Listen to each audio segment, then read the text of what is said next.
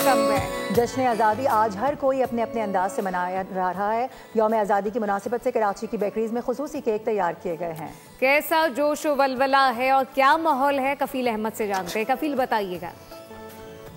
देखिए, दुनिया भर में जहाँ जहाँ पाकिस्तानी इस वक्त मौजूद हैं, जश्न आज़ादी मार्के हक जो है वो मनाया जा रहा है। अलग जज्बा है, अलग जोश है। मैं कराची में हिल पार्क के एरिया से रिपोर्ट कर रहा हूँ। इस वक्त ख़रीदार मौजूद हैं, डिफरेंट वैरायटी है केक्स की।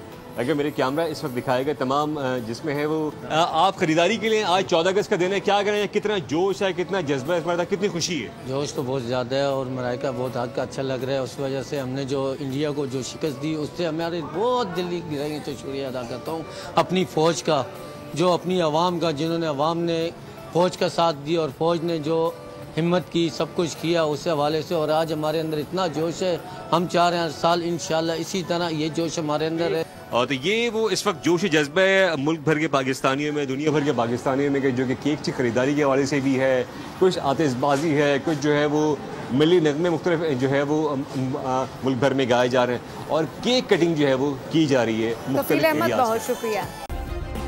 सब्सक्राइब करें और बेल दबाएं ताकि कोई खबर रह न जाए।